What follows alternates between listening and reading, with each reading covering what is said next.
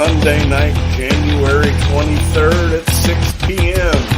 Do you know where you're supposed to be? Welcome to the Mac and Chuck Show with your host, Scott McKenzie, and the guy that seeks paradise by the dashboard light, Chuck Hill.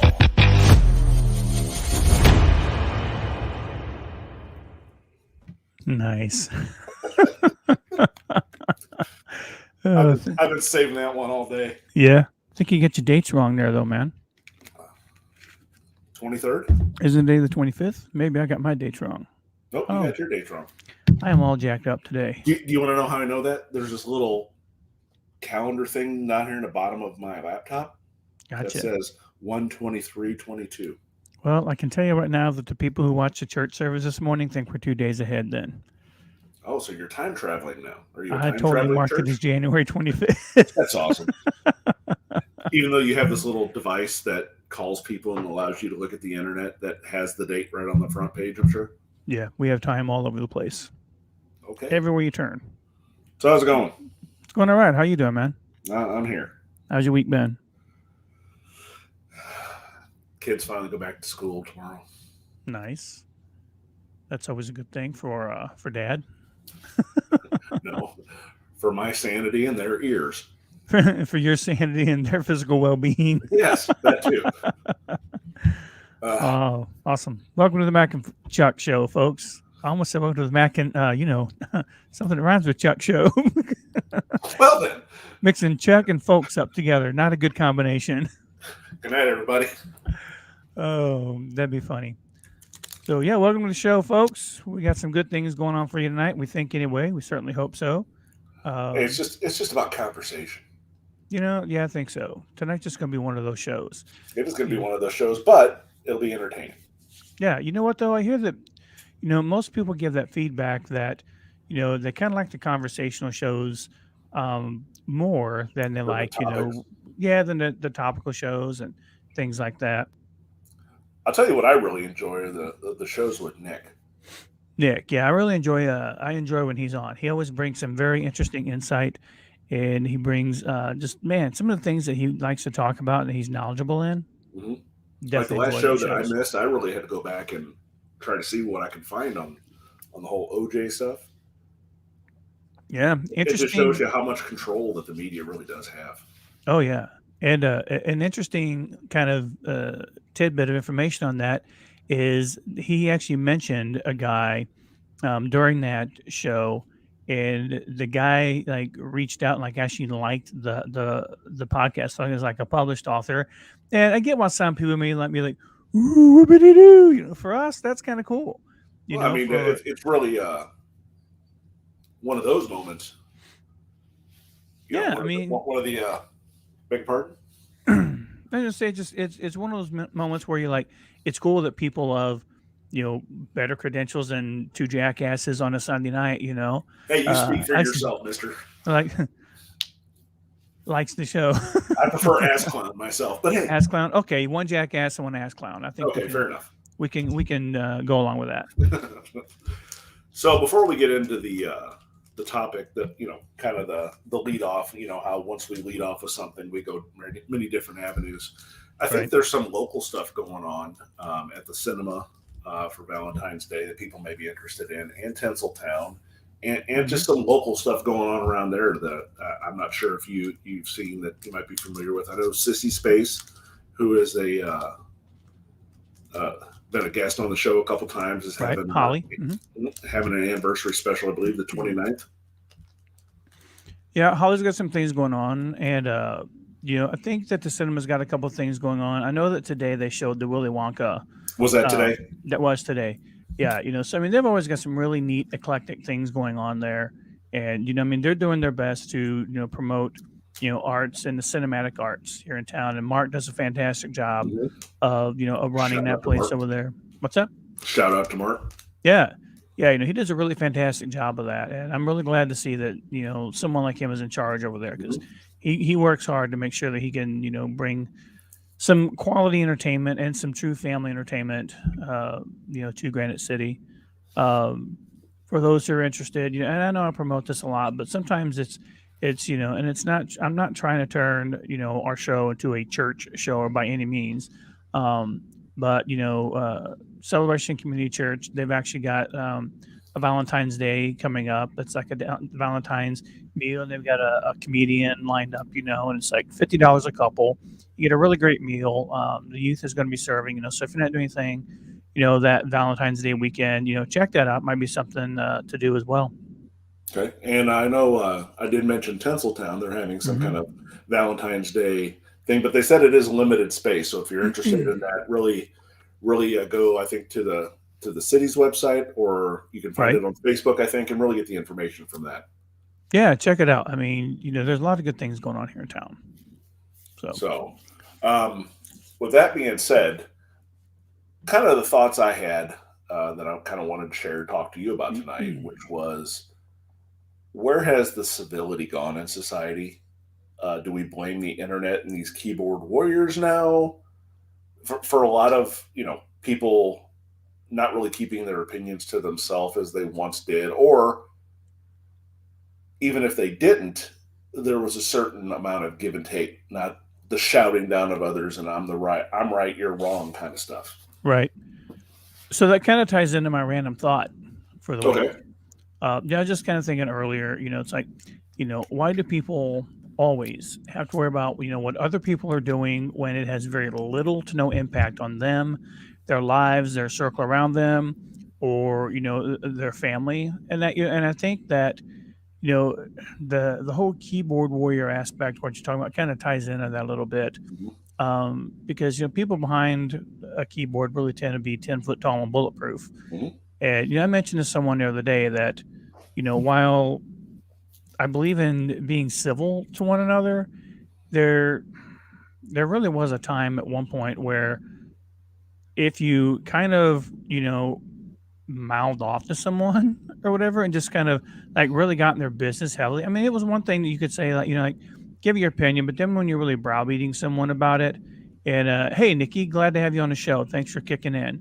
And Kim mentions Mardi Gras. We do have Mardi Gras going to happen here soon, and there's a big Mardi Gras campaign going on here in Granite City also. And thanks, So Kim, for chiming in with that too. yeah, appreciate it. So back to my point is, you know, there's a time to be civil, and then right now people are very uncivil Mhm. verbally.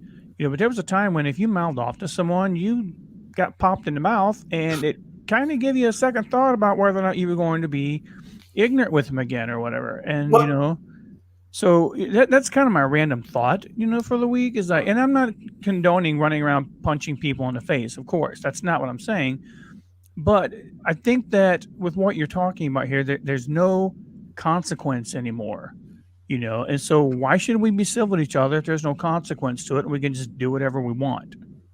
No, that's perfectly said. And what you just said there in the last sentence or two is exactly the point that I wanted to make whenever, you got finished with what you're saying, which is, as kids, you and I grew up in the Cold War. There was this thing called mutually assured destruction, or Right. the deterrent therein. Before the internet, if you wanted to say something, you took a chance of getting jacked in the mouth for saying it. Right. So it really lets you pause that if it was really worth getting jacked in the mouth to say it to somebody. You don't have that now with all this anonymity. And it's really allowed people's worst characteristics to come out. Right. Yeah. I mean, there's just people don't, there's no respect for each other anymore, when it comes to, and I think we've talked about this on the show before, but I think it's always worth revisiting. It's just the whole mutually assured destruction thing, there, I really kind of thought that with the advent of the internet and social media and things like that, that we would kind of take a different stance on it as far as society goes. But social media has made people so much more antisocial that they've actually kind of lost the art of being social and interacting with each other in a civil manner. Right. No, I And agree 100%. so, I'm not sure if my camera just kicked around or what, but No, I can still see your ugly mug. all right. Well, as long as you can see my pretty face. No, I didn't say that, did I? Well, let's be civil now. Oh, see what you did. So, see, but I'm doing it to where I see you. So, the thought process went through says, if I say this, am I going to get jacked in the mouth? Is it worth it? And 10 times out of 10, the answer is always yes. Well, yes, but you're a little out of striking distance right now. Yes, but you know where I live. So, you're one of these come That's get your true. medicine type things. That's true. But, to your point, I think a lot of social media has, I guess, for lack of a better vernacular, given people big brass ones. Yeah. No. Um, with today's society and the, thank goodness there's anti-bullying, but in the same token is, these people running their mouth could be considered the same thing that they ascribe against. Go ahead. So let's talk about the anti-bullying thing for a moment. Okay. Mm-hmm. Again, I'm not an advocate of, physical behavior with other people, but being in school, you and I were cut from, a different cloth than what a couple of the younger people now and people now are. We use the term snowflake a lot to just kind of talk about people who are easily offended, people who easily get their feelings hurt and things like that. But do you think that when we were growing up in the environment that we grew up in, yes, there were bullies. I mean, there have been bullies since the beginning of time, and there have been bullies since since you were in school, I was in school, our parents were in school, our grandparents were in school. But as we have, quote unquote, progressed into the society that we are now, where bullying has been less tolerated in the schools, do you think that is becoming a service or a disservice to people now as far as growing and maturing? That's a really good question. And I'll label it with both. And the reason being, it depends on the person, depends on the person's personality and their mental health. And I don't say that disparagingly. I say that in the vein of, when you say you and I were cut from a different cloth, we really were. Whereas, we were told to get out there, suck it up, one foot in front of the other, you can do this. This is why you can do this, whatever we were told. But we mentally were strong. And I don't mean to say this as being degrading or anything like that to the younger generation now, but we're mentally stronger than these young people nowadays, and I really believe that. And, not in, like I said, not in the derogatory sense, but in the actual sense. So let me take this in a different direction, and what I would really like to hear. Nikki, her comment there, says yes, depends on a person's personality or mental health. I agree with that, but what I learned, and this is strictly my personal thoughts on this, is that I learned how to be more socially acceptable, or not acceptable, more socially conscious, I guess, dealing with people that I dealt with on a regular basis. We didn't grow up with social media. We didn't grow up with the internet, things like that. So you had to interact on a person-person basis, and you had to understand that, A, I can't treat a certain person a certain way because I'm going to get my ass kicked. Right. Or B, I can't, I know to stay away from certain people because of certain social situations, and, like, whether it was reputation or not. So I think that there was some of it, and to kind of put a different spin on this, most of the emotional trauma, I guess, that I suffered as a kid did not come from school. It came from within the home. And I think that there's a lot, and I'm not talking about getting my ass beat because I did something wrong. I think that did me some good, to be honest with you. That's just me. But what I am saying is that I think that a lot of emotional trauma and distress and things like that people don't know how to deal with is more common in the household as opposed to social situations such as school or work or anything like that. What are your thoughts on that? No, I would agree with that, because it's people you see every day. And as a kid, verbal abuse, just verbal abuse or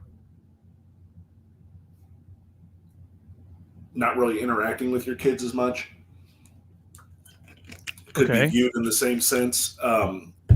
and So that, neglect. Are you talking about neglect? see, it's not really neglect, but kind of the tail end of the generation we grew up in, be seen not heard type thought process. Um, so it's not really neglect on that end. It's just the way that our grandparents and parents were raised, which kind of trickled down to us. So Mm-hmm. we did have that sense, and we heard that on more than one occasion. So I don't know if I would really label it as neglect or abuse. It was just more of a pattern of familiarity. So Um, at what point though did that change? Did that change because of the opinions of psychiatrists, or did that change because of did that change more due to maybe some people were like, well, we don't feel we were raised right. I feel that the things that I had to deal with caused these issues. But where did that change? Because I think most it of was us a grew up in the combination of all same. the above. I really do. Societal changes, our own personalities going, I'm going to treat my kids better than what I felt I got treated. But in saying that, there's still some of the old, you know, like me, you know, I've inherited the look from my father, so there's certain things like that you just kind of, that are part of your personality and your makeup of your home life as a child. No matter what you think, there's always the core, be good to each other, do well in school, all that stuff that we were brought up on that we definitely believe is important to pass along to our kids. I'll just throw that out there. That to me should be a given. You always want them to grow up productive members of society, all that stuff. Yeah. So Kim says here she'd be interested in the data. Which is more prevalent, bullying in school or workforce by adults? That's a great point. Mhm. Kim, I definitely think that's, and I would take that a step further and say, would it be bullying from coworkers or bullying from management? Because that's a thing, you Mhm. know. It is a thing. Um, so I think there are a lot of times that management can use their position of authority Mhm. to exercise over peons, or so to speak, the worker bees. We'll put it that way. That's probably a better way to do it instead of I don't know. peons. Peons works. Nikki says, I think it all changed when social media stepped in. Okay. I think that was the big step. Yeah. There was all these little steps, but that one there was the big jump over the cliff.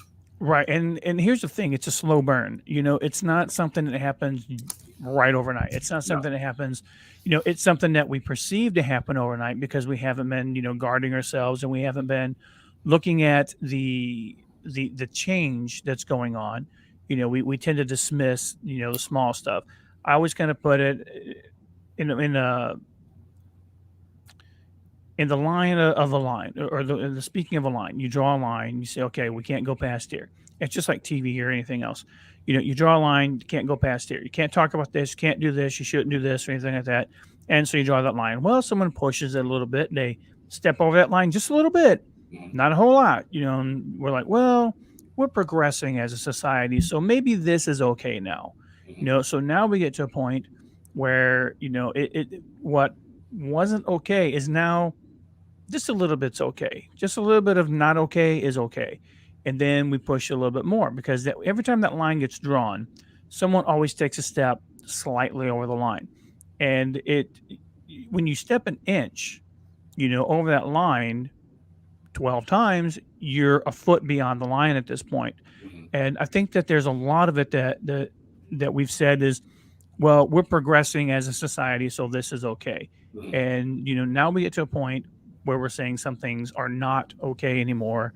And the thing of it is, it's really difficult as a society to push back to that line, because you got so many people saying, well, no, no, no, no, you can't do that anymore. We've already said that this is okay, so you can't do that anymore.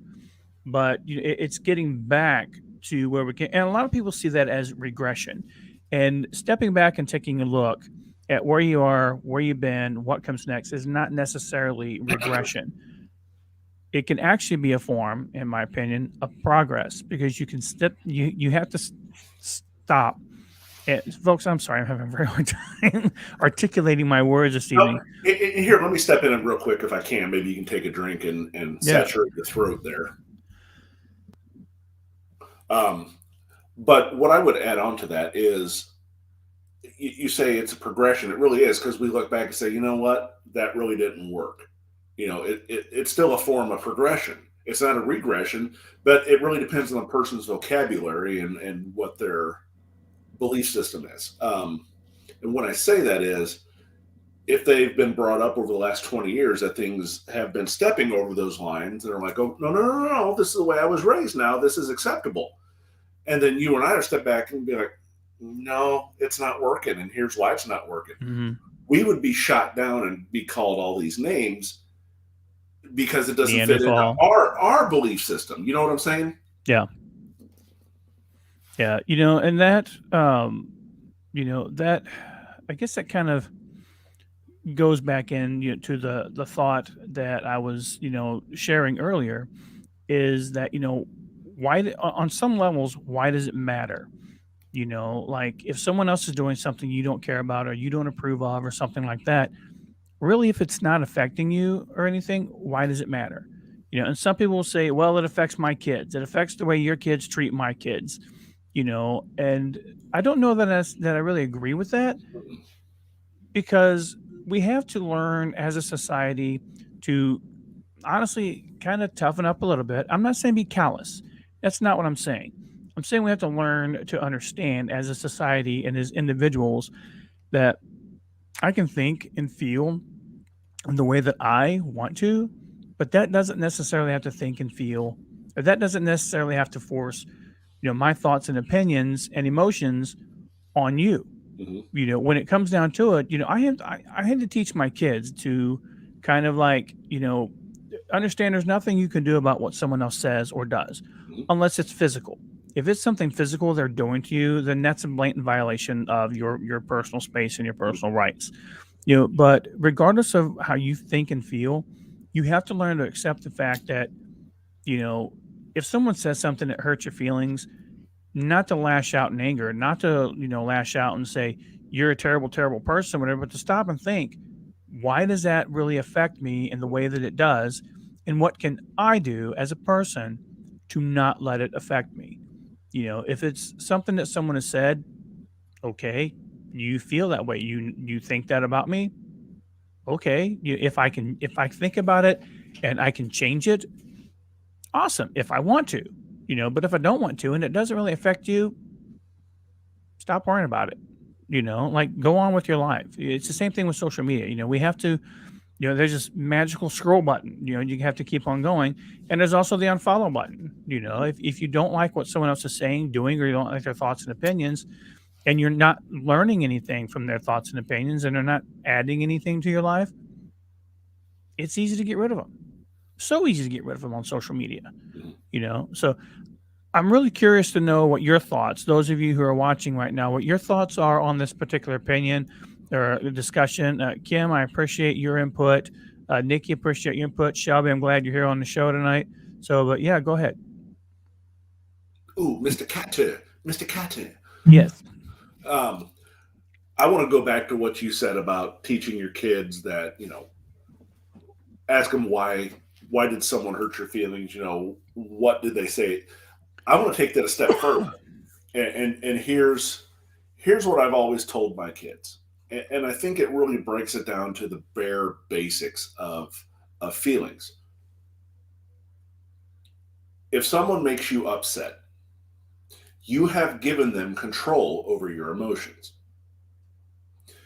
Here's what I tell them, and I think once I figured this out, I've been preaching it to them for years because I really believe that. I said, whatever they say to you, break it down like this. They said words to you, which are made up out of letters of the alphabet. So when it breaks down to it, you're going to let letters of the alphabet dictate your emotions in response to them. Right. I mean, really think about that in that respect. And if you want to elevate that back up to what they said and why it bothered you, that's your call. But I tell them, I said, start down here and come back, break it down and then come back to the original thought with that mindset. These are just letters of the alphabet that make up words. I give them power. They don't have power over me. Right. And I preach that. So I do want to amend that a little bit and kind of qualify my statement earlier, because there are some people, your thoughts, feelings, emotions, and words should have an effect on, and we should be aware of that. And those people are, in some cases, family members. In some cases, it should not, But like when I say family members, I'm talking about, spouse, girlfriends, boyfriends, siblings, things like that. I mean, we should always be aware because we don't want to intentionally, hurt them, cause them, to feel, you know, self worth issues because if you're a parent or a sibling or something, of course your words and that are going to matter to them, because there's always going to be some. I see you making a face, and it's more. I'm talking along the lines of a parental situation, a grandparental situation, or something like that. If mom and dad are saying hurtful things to their kid, that's not okay. I really don't think that's okay. Now, I'm not saying that they're saying truthful things to them in a spirit of correction.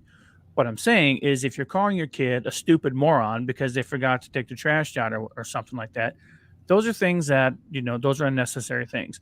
Mm. And that's what I was hitting at earlier about, things coming more from the home as opposed to school or something like that. If you're looking at your words and that, from people who, quote unquote, for lack of a better term, don't matter, such as a coworker, ultimately, it doesn't matter what they think of you as long as you're doing your job. If they don't like you as a person, that's okay. They don't have to. You go in, you do your job. Yeah, and as long as you're doing your job and no one can say anything negative about the what you're doing, then let them have their thoughts and opinions. Now, yes, you've always got to play office politics. Sometimes you do, sometimes you don't. I work with a guy that could not give two craps about you as far as your opinions, thoughts, or anything like that goes. And he's like, I just want to do my job. And I can respect that. I can totally respect that. But on the other spectrum of it, when you're talking about, a family member, brother, sister, child, mom, dad, or whatever, then those are places where you should be aware of your words and aware of your actions because those are going to affect them because they either look up to you, they're looking for some kind of approval from you, or they're looking for some kind of guidance from you, or there's a matter of respect. You've heard the term, don't put your heroes on pedestals, right? So I think that that's really where that term kind of comes into effect. If any of what I just said makes sense. I'm sorry, did you say something? No, just yabbering. Okay. No, the reason I kind of smirked a little bit was as you were saying, these people, you mold them all that. I was thinking to myself, did teenage Chuck really care what he said to his brother? No. Okay, so that's why I was smirking. Yeah. But here's the thing. I mean, as far as siblings go, that's not equated into everything, right? Right.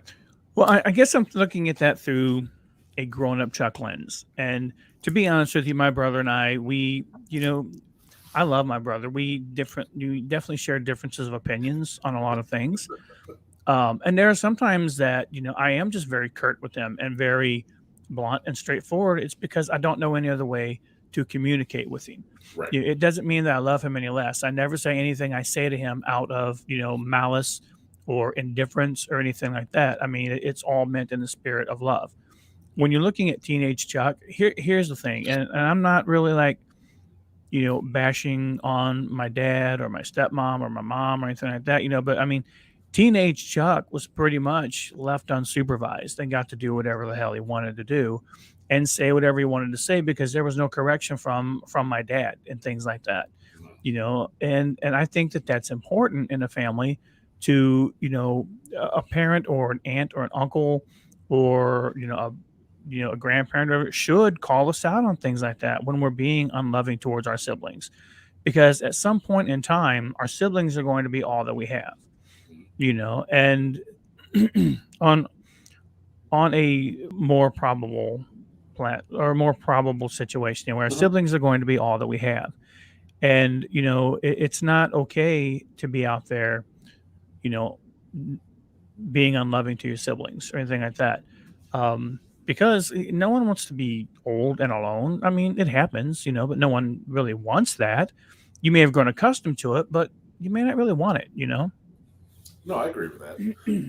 And you know, I didn't say that to make you correct yourself. It was just No. more of a to myself because I know how I was with my brother. Yeah.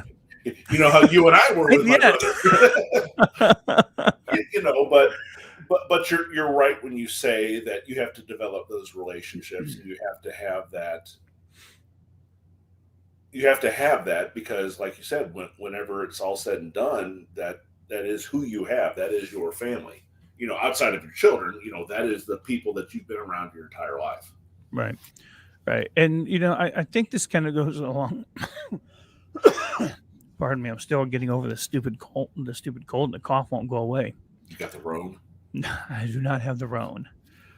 You know, again, this kind of all ties back into what you were talking about earlier with the bullying, you know, and just, you know, the 10-foot tall and bulletproof, you know, when we're younger and we're not taught those social cues, those social behaviors and things like that, then I think we really get into a point where you have adults that, you know, start, you know, getting behind keyboards and just being hateful. And sometimes we get, you know, a little political on the show or whatever, but this is not a left side of the aisle or right side of the aisle thing. I have seen um, people in general, left, right, libertarian, doesn't matter, just get downright stupid and nasty over a difference of opinion. Mhm.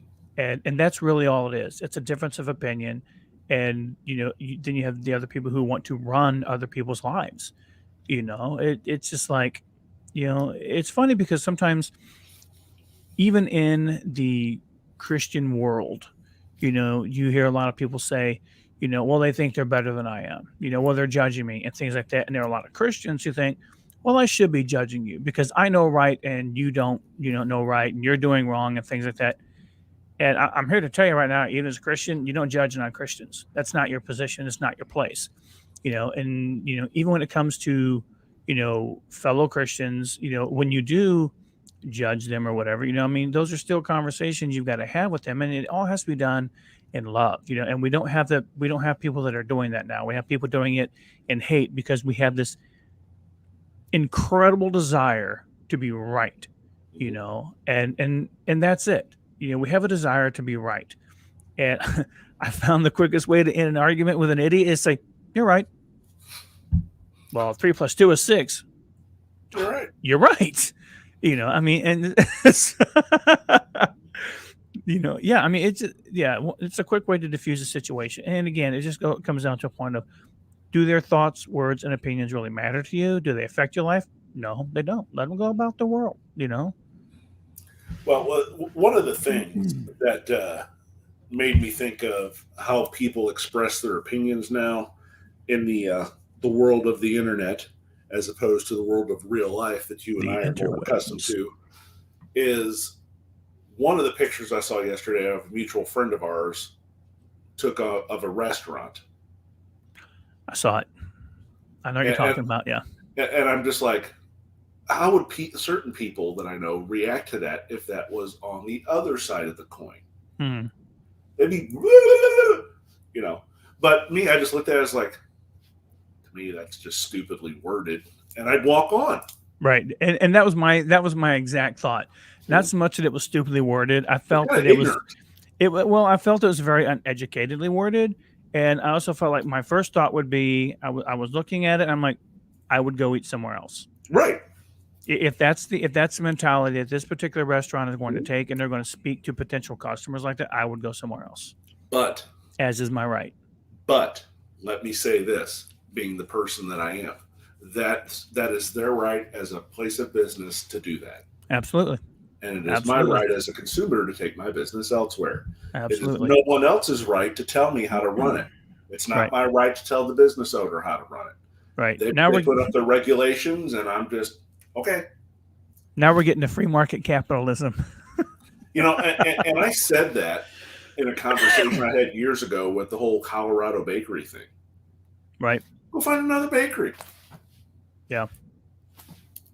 You know, which lends back into this whole, you know, no, I need to be an SJW. I need to. Do you really, though? I mean, just go find somebody else.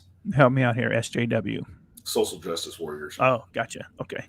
So, I mean, and that really ties back into with the anonymity thing of it. Well, I'm going to make you conform to the way I think. There's over 330 million people in this country. You're not going to get everybody to conform to one way of thinking. Right. And calling someone an ignorant idiot or something like that, or railing on them for their beliefs, has never changed the mind of one person. Not once. Ever.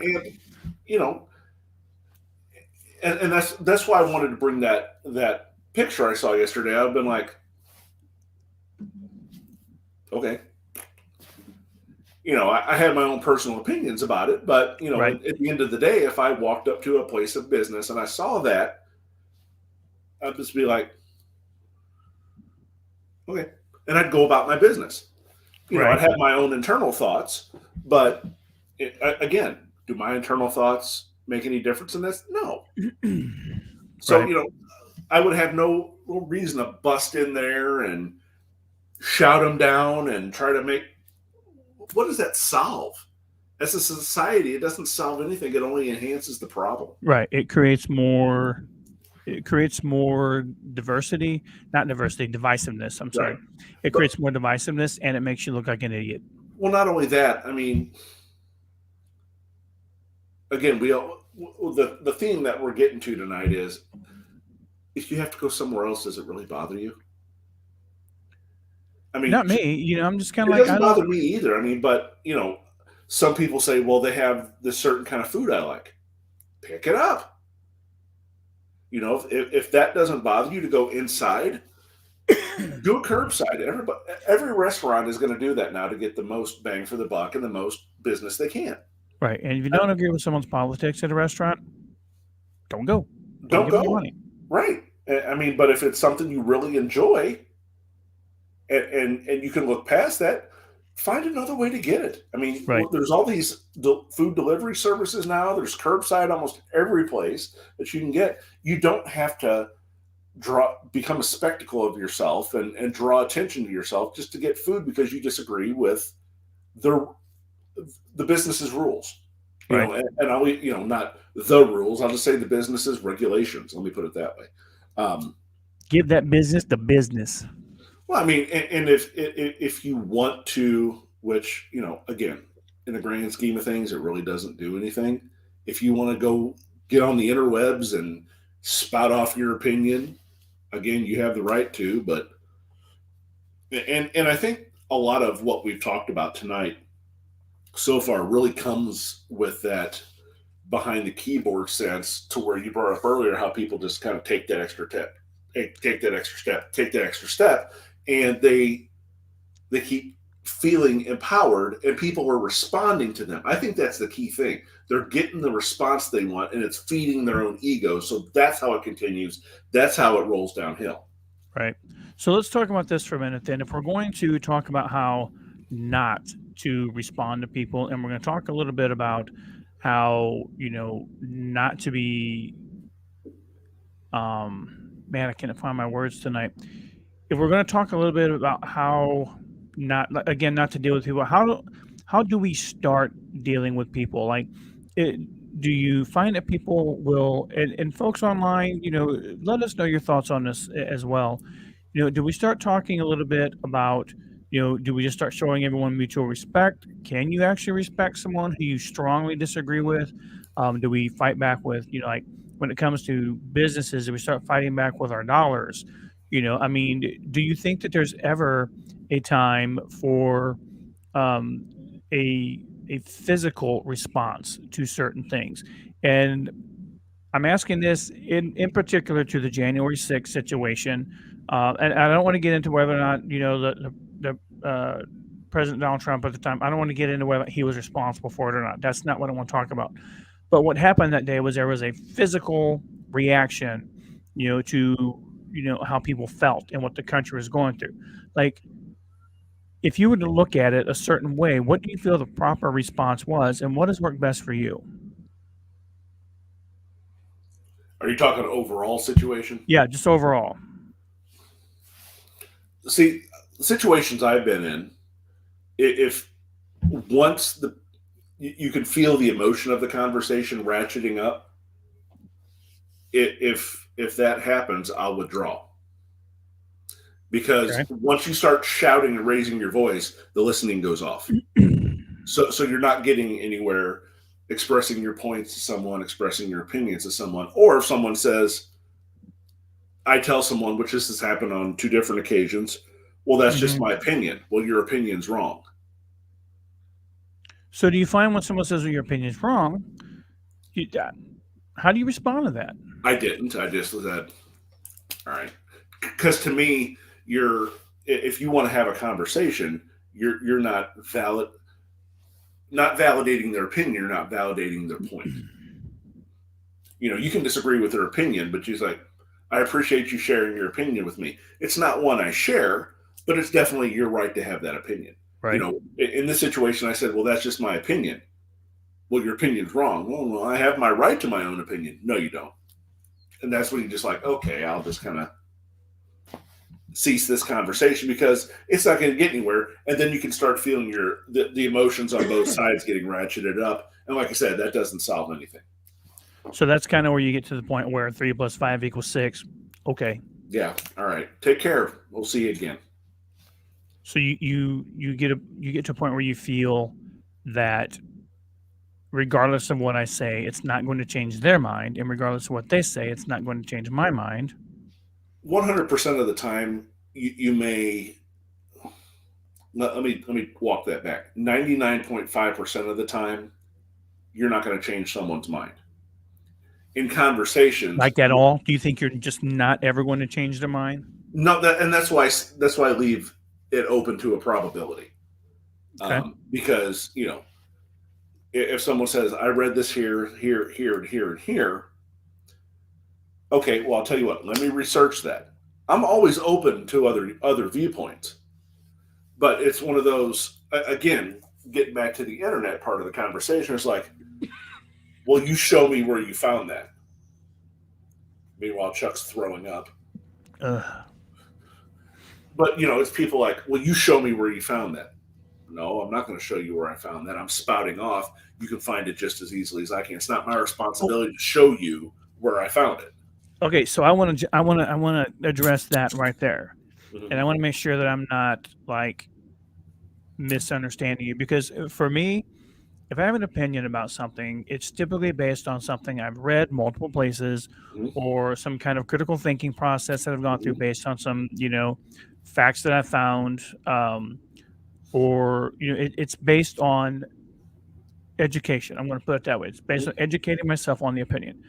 Now, when you come back with a comment, and I've had this told to me before, and it confuses me like you just wouldn't believe. Someone says, well, I'm not going to educate you because it's not my place to educate you. Okay. When someone tells me that, and we're talking about a particular situation which may have to deal with their belief system or something like that, that, to be honest with you, that infuriates me, and it causes me to want to listen to you and even care less about your opinion, your thoughts, feelings, your emotions, or whatever.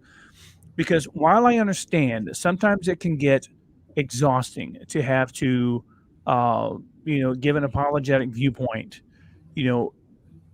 how am I supposed to learn, feel, and not only understand, but how am I supposed to empathize with you if you don't want to take the time to actually change the situation, change the opinion with thoughts and facts about what you've experienced, how you felt during that experience, or anything like that? You tell me it's not your job to educate me, but it's my job to go out and learn, this information on my own. Chances are the resources that I have are not going to do anything but just kind of reinforce why I believe and think the way that I believe. The few times that I have actually had my mind change about something, someone took the time. They were like, this is why I feel this way. This has been my experience. This is why I feel this way. And I've actually stopped and I've thought, you know what? I've never really thought about it that way or whatever.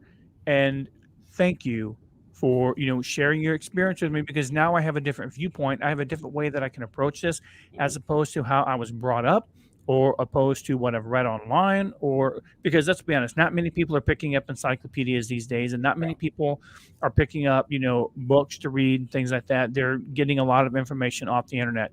While that may be more of a lazy and lackadaisical way to do things, it is what it is. Right. So how can you honestly expect people to empathize with you, understand your plight, whatever it is, or understand your thoughts and opinions if you're just going to respond with, it's not my job to educate you about how I feel and why I feel the way that I do?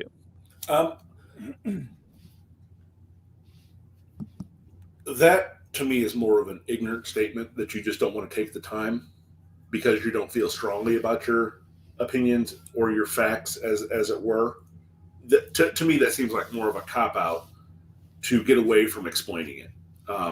What I mean when I say look it up yourself, because it might have been something I read 6 months ago and I don't remember where I saw it, but I do remember reading it. Mm-hmm.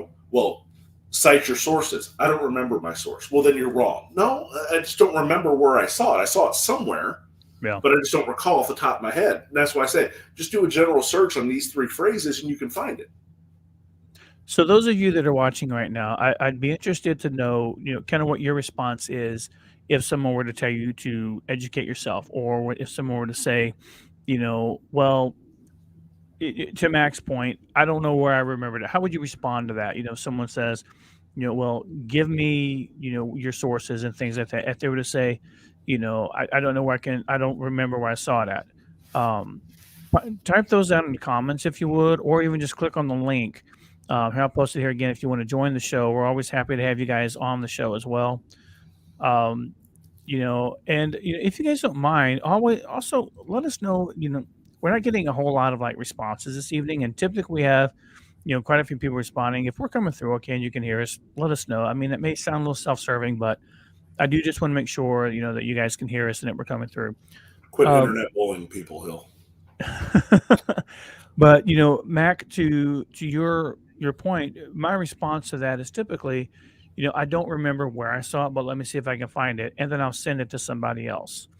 And something that I did learn is just that when you're willing to intelligently engage with others, typically you find a little more common ground, and you find that a lot of times you're not as far off as you really think you are, because I think when both people start thinking and having conversation back and forth that's intelligent and educated, then you find that there's really not a whole lot. There isn't this big gap. I'm saying big gap.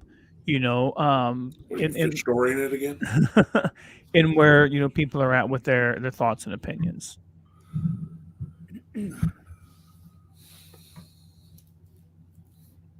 But that takes a level of maturity that seems to be lacking from the digital age, where I think a lot of, and I'm going to say young people, but it's not directly specific to that group of people, have grown up with a lot of, and we've said this throughout the evening, a lot of not understanding how social situations should work due to them always having a phone in their face, a tablet in their face, a computer in their face. They didn't grow up with the same socialization we did, where we went out and played all day with kids in the neighborhood. Right. It's a completely different set. Now, I'm not going to say that it impacts these youngsters. I'm not going to say it impacts the younger generation any less, because it doesn't, because I have a personal experience in my family to where cyberbullying has really come into effect and it's really impacted this person. Growing up in the generation that you and I did, how in the world do we even come across to handling that? And I know you had some situations in the earlier aspect of the digital age that you had to deal with as well, but mostly yours were an in-person thing, if I'm remembering that correctly. But nowadays, with the I have children that are in virtual reality chats.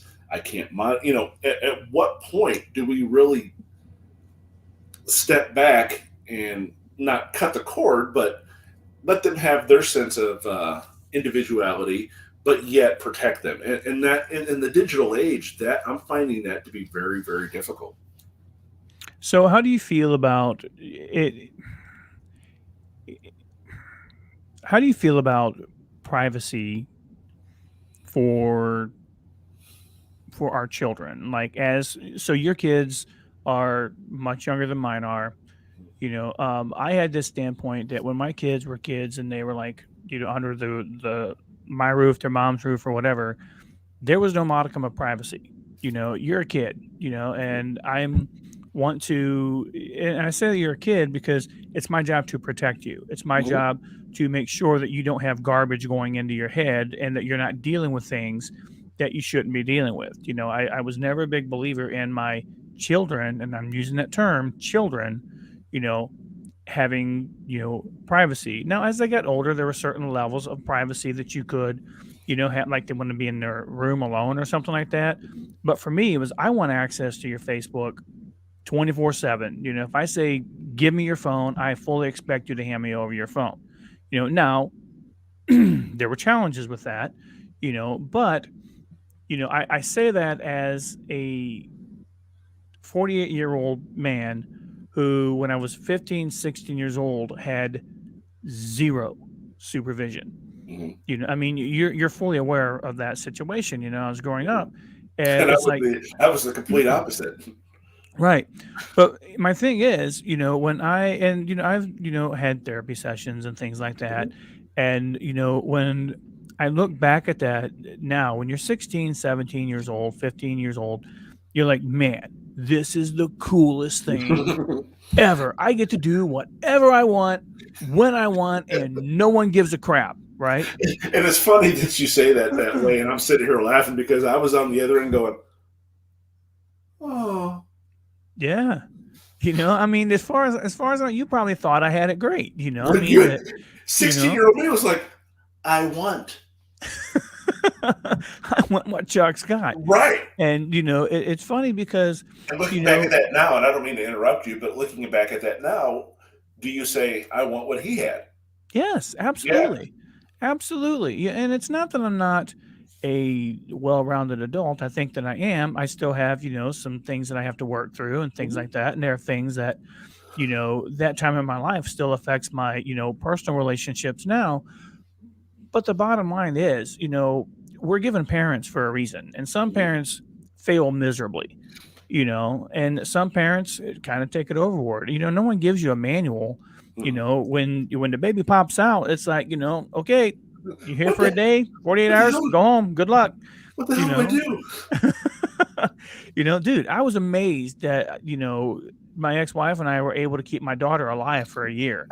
I was like, Woo! right. At her first birthday party, I think I was more excited just by the simple fact of keeping her alive for a year, and Congratulations, honey, then, you breathed for an entire year. yeah, little did I know that it was going to get much more challenging as they got older. But, I just, yes, at that age, I really think that, it's our job as parents to protect them and in a way that our kids are not going to like or appreciate until they get older. Right. And I've told my kids that a lot. You're gonna. It's okay if you hate me now. I'm your dad, not your friend. Mhm. And so, but I really do feel that it's important to protect them from the cyberbullying and things like that. And the only way you can do that is to what's the word I'm looking for? I don't want to like trigger anybody. I think you really have to be um, you have to really stop and think about the level of power you're exerting over your kids. It has to be the right amount, but when you take it overboard, then it can cause other issues. Um, Here, let me but put this anyway, up real quick. yeah, go for it. Kim says, I think people shelter their kids too much from everything. They don't know how to react or respond to anything. That kind of goes back to what we were saying earlier. You know, Kim, I think that, Mac and I would both agree with you on that. There is too much sheltering going on. And I think that some of that is rebelled against by the online bullying and things like that, because um, there's this level of shelter, I guess, and then other kids they want to act out, and when they do it through the bullying or whatever. I mean, when we were in school, it would be from home or from school, getting it. punched in the face, punched in the gut, or something like that, because there was nothing mom and dad could do from there, but there was more of a control center there. But no, I do think that, there is too much shelter that's going on there, and that people just don't know how to react to people in person. Right. And that's where a lot of what we get today is, it goes back to the, people just don't have the ability to go get jacked in the mouth once and make them think twice about what they're having to say. Right. I think it's kind of out there and in your face, but I think there's quite a level of truth to that. Now, to touch on your point about, and go ahead and throw, I didn't hide anything from Nick, and he got bullied, he just shrugged it off. Right. And there is a certain level of truth to that. My kids now, especially with their own phones and their VRs and all that stuff, I have had to say on certain occasions, it's my responsibility to see what you're looking at. Give me this. I want to see what this stuff's all about. Yeah. What the protection level is. Let me see your phone. Oh, no, you don't want me to see your phone? Well, guess what? I pay for the phone. You're going to hand it to me. Right. And if you don't, I'm going to take it from you. Right. I have done that in the past, only not out of trying to invade their privacy, but only, and they don't see it. They see it as, this is mine. No, really, it's not. I'm letting you borrow it because I'm paying for it. Right. But, I don't throw that out, but I want to see what you're looking at. I've had to tell my kids now, and I don't know if you ever had to do this when yours were, early teen, stuff like that, because I don't know if it was quite prominent, but I have to tell my kids now, don't have any pictures of anything that can be construed with nudity, because you can be charged as a minor for having child pornography on your phone. Yeah. I've had to say that on more than one occasion, not just because I found something, but because I feel I have to reiterate that, especially now that my oldest has a girlfriend. I really need to reiterate that. I mean, not to give too much information, but I found a picture. I didn't think there was anything wrong with it, but it could have been deemed questionable. He had it as his cover picture on his phone. I said, you need to take that off, and here's why. You may think it's fine. I may think it's fine, but someone out there may see your phone and not think it's fine. I said, and on top of that, it could be viewed as not being respectful of her. I said, so find another one. I think it was like a swimsuit or something like that. But, you know where people's minds go all the time. And I said, just find another one. Just be on the safe side. Try to think of being as respectful as you can. I said, I get why you have that picture on there because you like it, whatever. I said, but think of the big picture instead of just specifically yours. So that brings up a good point. How do you feel about justification of what you tell your kids to do? So when we were growing up, it was do as I say. Mm-hmm. It was just okay. I told you no. That's it. Mm-hmm. I said no. What are your thoughts about the I said no as opposed to I said no and here's why? That's the one I use all the time, because even though they don't like it, you're expounding on it more to where maybe they can kind of, after a while, after the anger melts or the, whatever melts. If my parents would have told me more of here's why I said no, I may not agree with it, but, as an adult, look back and say, you know what? I get it.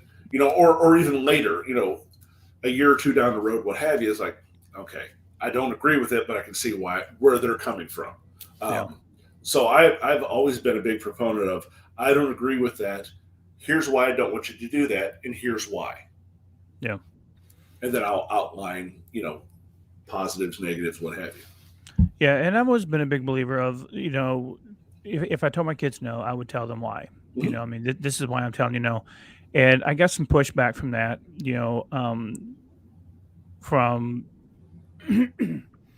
from a previous relationship. I'll just leave it at that. I got some pushback, and their point of view was, well, you told him no, that should be sufficient. Just telling him no. And to me, that doesn't foster a good communication environment. And it doesn't give. For me, it didn't give my kids a reason to trust me. It just gave my kids a reason to see me as just this person in authority. And the argument for that was, well, they need to learn to respect authority.